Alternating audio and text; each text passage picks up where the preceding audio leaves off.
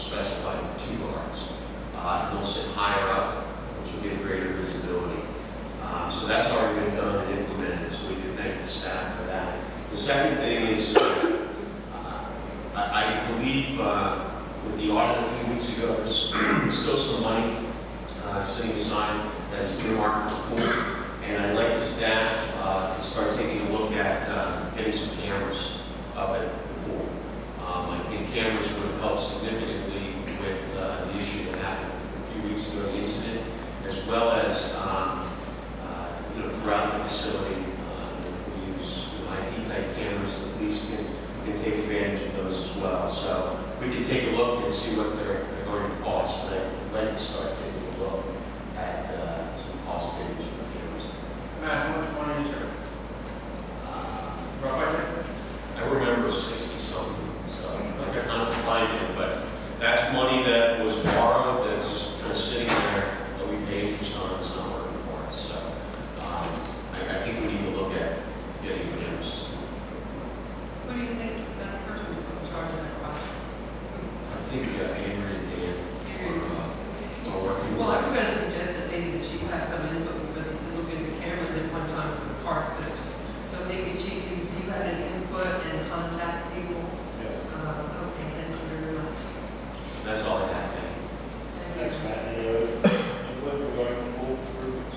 Yeah, well, I think during our tour of the pool, we discovered the difference between diamond bright and the regular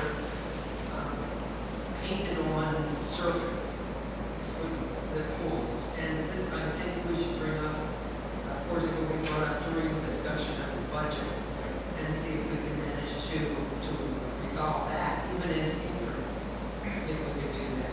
Okay, that's all I have. Anybody else have anything to add to the pool?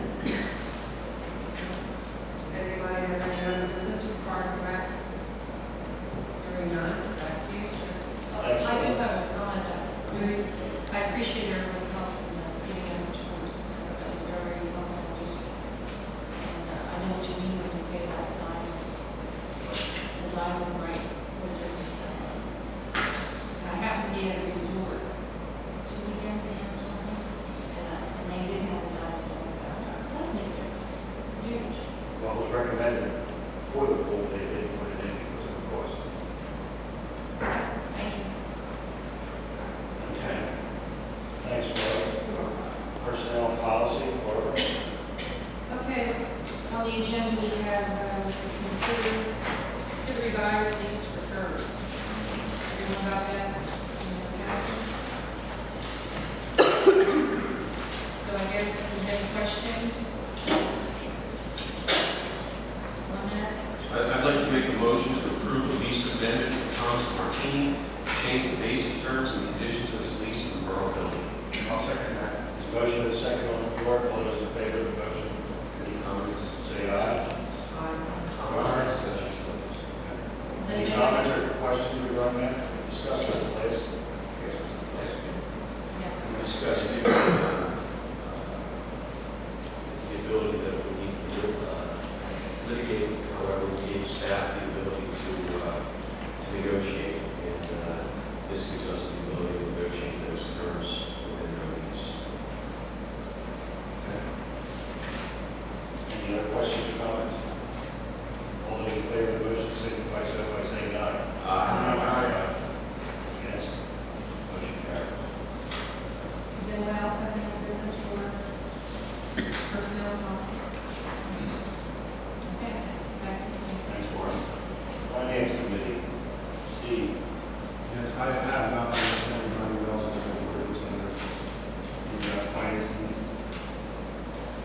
Bring that back to you, just Steve, I did ask Dan to start putting together some dates for budget meetings, because that will be here. We should have that at the next meeting. We can work out those dates, and at least sort of advertising, getting them in our calendars. Thank you. Thank you. Economic Development Committee, Barbara. Does anyone have anything? Okay. Discussion regarding constituent outreach committee, Jim. Jim, I can take that. Jim Ryder came up with this idea or talked about it maybe 3 months ago. And I think we've got some legs to the idea, and I don't think anyone on council would disagree with forming a new committee for constituent outreach. Jim put together a mission statement that talks about this committee's goals to ensure that each and every Perkasie Borough resident and business has the opportunity to share their ideas, questions, and potential borough improvements directly with Borough Council representatives in a friendly and active discussion. So with that, I'm going to establish this new committee and appoint Jim Ryder chairman. And what we worked out is, council, we're going to pick a representative from each ward. So it's 3. Now, council can come to the meeting and listen, but it's really the 3 people that are the core. So Mr. Ryder from the 3rd, Steve Pizzola from the 1st, and Justin Stoddard from the 2nd. Jim, I didn't write down the date. Do you have that? Yes. We were looking at this part, and we were looking at July 10th as the first meeting.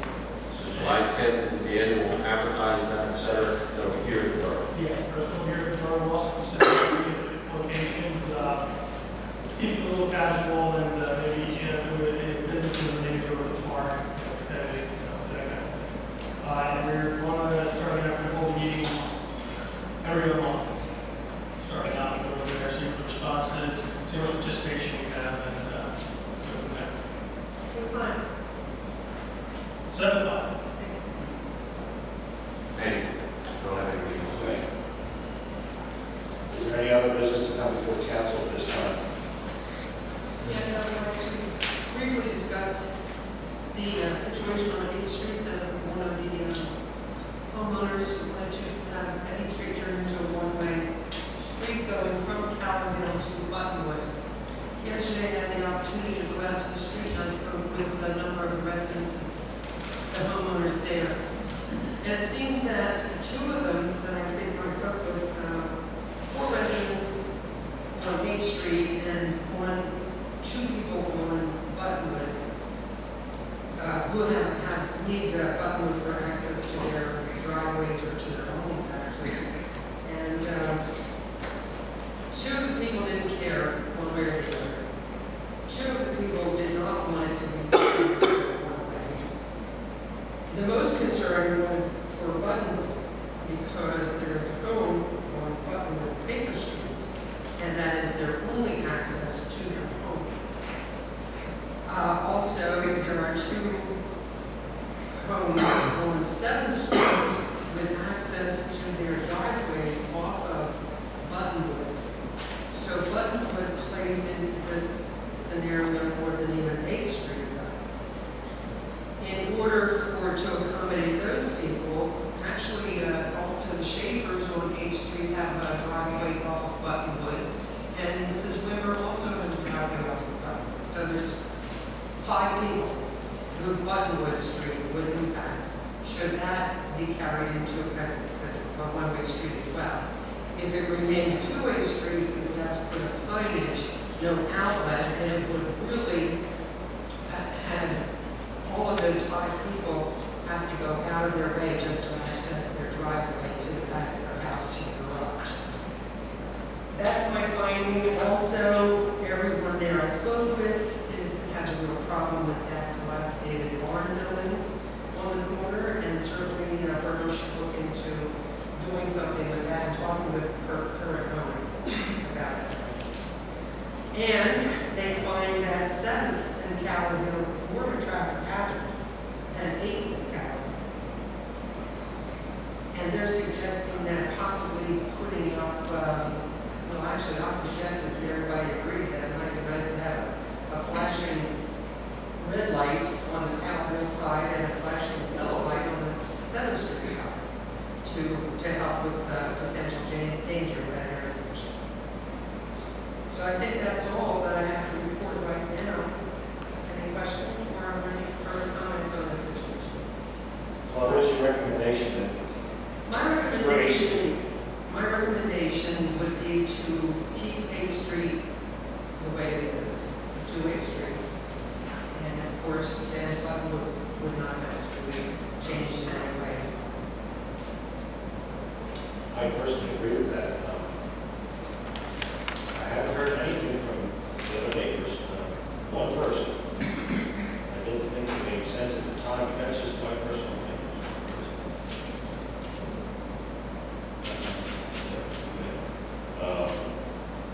as far as the Capitol Street, with a four-way stop sign, it's cheaper than a flashing light.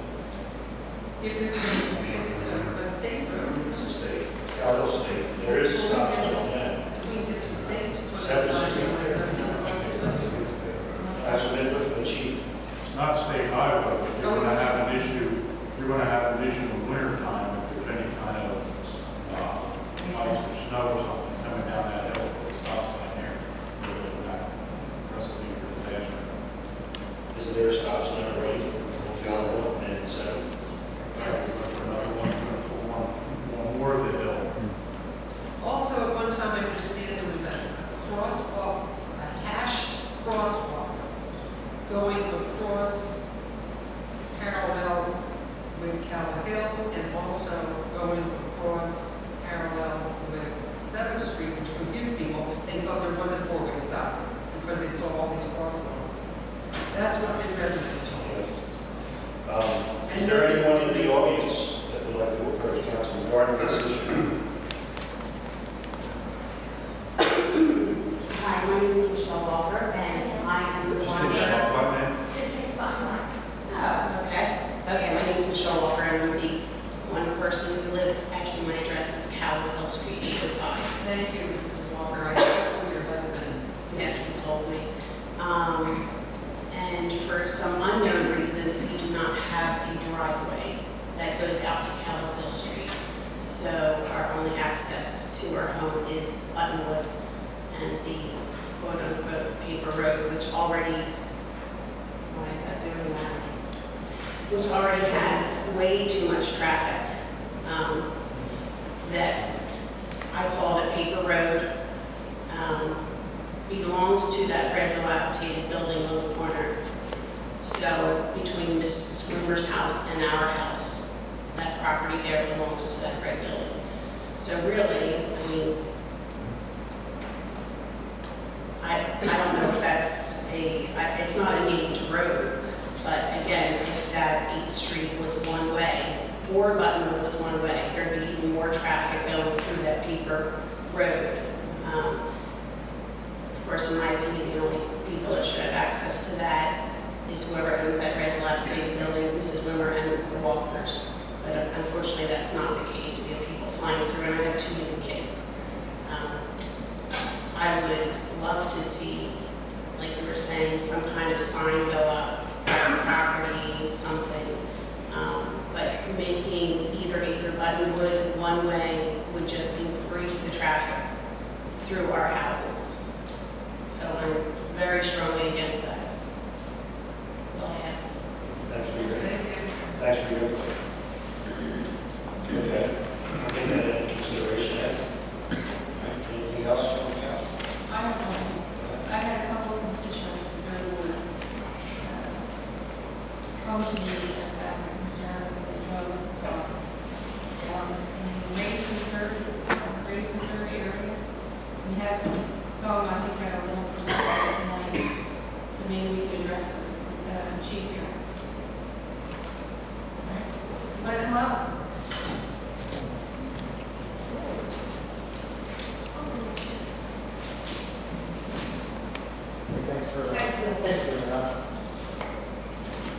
Bill Delaney, 250 North Street, Perkasie. And yes, as the board has alluded to, I have come to a couple of members of the council.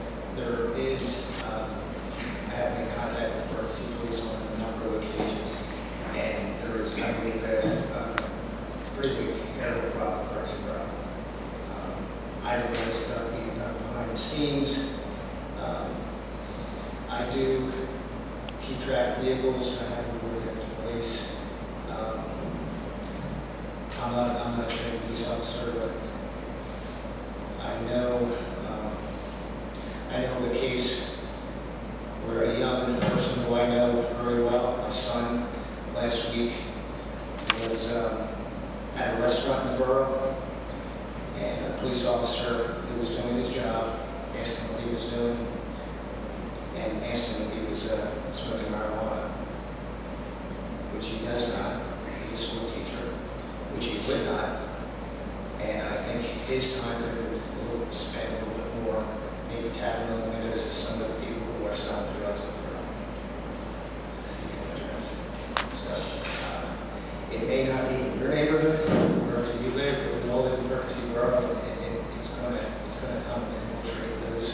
places soon. And Bill is not the only one that's going to do that. So I think we all need to work together. Just about everybody on this council lives in the town. So it's a serious issue. I've seen it firsthand. So we just need to work together and do something about it. It's bigger than the electric rates, it's bigger than the pool, it's bigger than the arguments on anything we have about PDA. It's our children's livelihood, and it's something that we need to work together and more. Thank you. And Bill, I appreciate you contacting the police to get them, your eyes into the situation. Thank you. Thanks. Anyone else?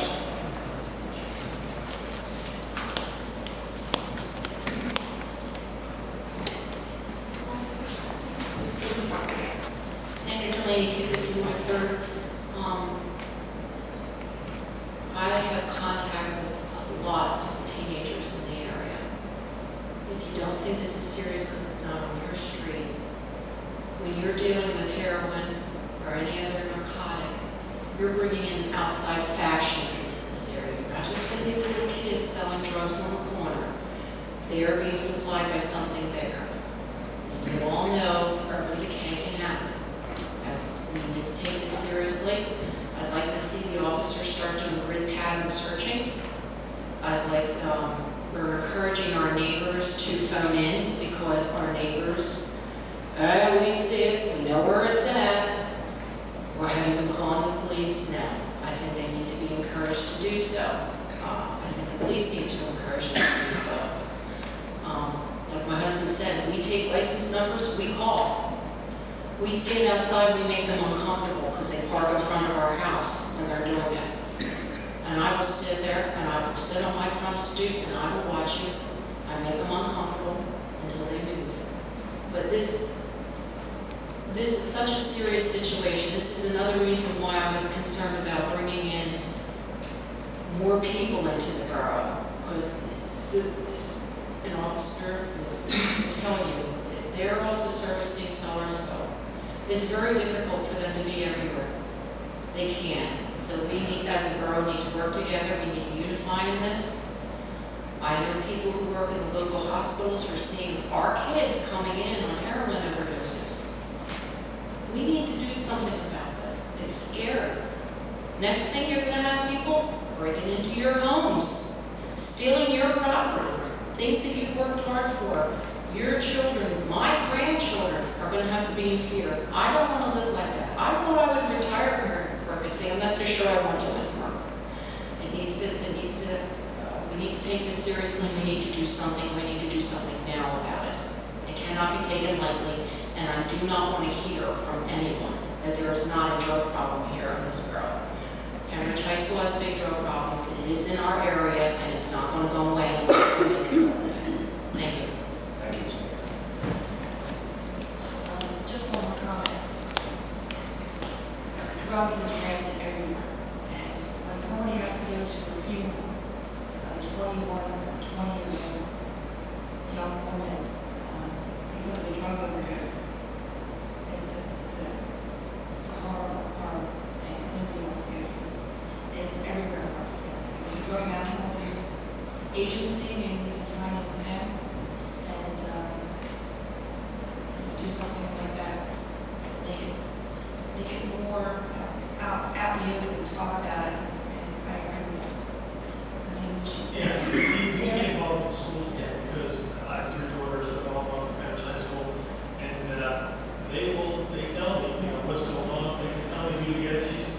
My 6-year-old told me that I can get this of where their heroin is in Perkasie. They know these deals advertising message. It's a good deal. And again, it isn't this area. It's Lansdale. It's Quakertown. It's Arlington. It's everywhere. My mother's house I broke into. She was at her house for 15 minutes. A couple people that did it, but it was East Rockland, off Finland Road. They broke in. They were in there for 10 minutes. They just stole as much as they could and moved on. Same thing. Just a drug thing. They said the police officer there said it's very common right now. So what's going on? And Chief, you have any input on this or any suggestions? one of the truth is, we do have it. It's a problem throughout the area. It's just not, Perkasie. We see connections between Philadelphia, Norristown, Allentown. It's all over. People find ways to get to where they want and to get what they need. Of course, everybody's right. We had the rash of theft from cars a while back. That was a group that was funding their drug use by stealing stuff from people. The burglaries are the same thing. We've had major burglaries where the people that were involved were, drug abuse. The drugs, heroin is cheaper than marijuana. And the abuse of prescription pills is unbelievable. There is, you just said, you can find whatever you want where somebody's got it, and the money, it's all about the money for certain other people. They need the drug and put their whole on. And there's no control. It seems, you hear about these odd doctors every now and then getting caught for the pill, supplying pills, without regard to what's going on. They're still happening, and we keep getting the fake prescriptions, stolen prescriptions. We're coming in town with that. You see the theft in the grocery stores. The recent one was $500 worth of razor blades. They steal it, they take it to the city, sell it for pennies, and they trade it for heroin, for drugs. They sell it for pennies of dollars. So it's, it's not just here, it's all across the country. And, we're trying as best we can. Drug investigations are complicated, they're expensive. We do the best we can. We get some funding from the county, which usually runs out by the end of September. We go on our own. Right now, we've already we were cut, so we didn't get much, so we get our own funds now. I can't stop investigating because we're out of money. We have to keep investigating it, and it is a sad state of affairs for everybody because, just not that alone, but the loss of life and the degradation of life for these poor people that are involved in it. It's a shame. We're working hard. Take the information, we try to work when we're dealing with that type of person. They're not always reliable, trustworthy. You can't, when it comes to court, things change. We've been involved in investigations where it turned out the guy that we were trying, that we were working with, was just the guy we were going after. So it's a tough business with narcotics. And it's unbelievable some of the names of the people we see and we get, and we try, and the officers try. Every little bit of information is taken back. We keep record of it, and we work as hard as we can.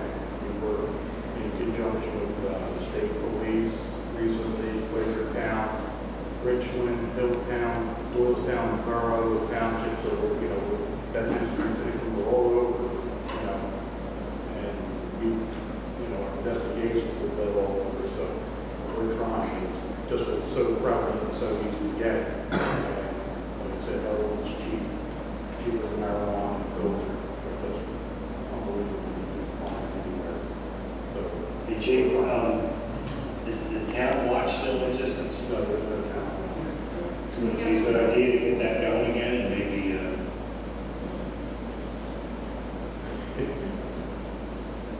volunteer this Friday to head it again? I was on town watch for 22 years. I put mine for 22 years. That has become a problem with the volunteerism. It is. We trying to keep people interested and especially with today's economy, the time, people don't have time to do things, they don't have the money that's required to, for gas to ride around and things like that. Plays hard with them. We tried some years back, about 7 years ago, we tried to get a park watch started, and we had 3 meetings, and that was the end of it. With the advent of cell phones, everybody, if they see something, all they do is pick up the phone and call. We'll get there. If we can't get there, something that's taking place is over by the time we get there, we'll take the information.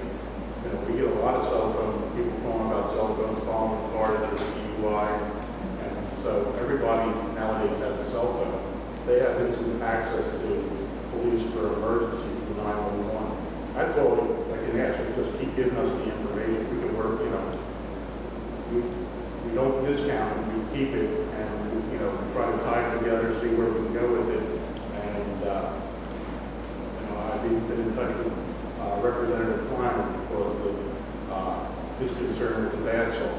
He's trying to help me out there. The new federal law passed recently in regards to the synthetics, so we're looking into that. But that's one too. The problem is Pennsylvania doesn't always accept the federal law as their law, so we have to make sure Pennsylvania pushes it to get that changed to the drug law. So we're working hard at it, but it's an overwhelming because there's more people involved in the drug trade than there are police officers. Chief, I had the opportunity to talk with Mr. Billings 2 occasions now, and my own stomping grounds as a child, I could see, is the area that where they live, and I'm very familiar with that corner. What they don't know is I rode once I was walking that way with my dog, which is no term, my dog will lick you to death. But I'm just wondering about outside resources, when you have a particular maybe area that seems to be a hotspot for activity. Do you have resources, either federal, state, or county, that you can call upon if you have a hotspot? County, no. We are involved with the county for mutual aid investigation, but there is no task force. The state is the same way. They'll assist us.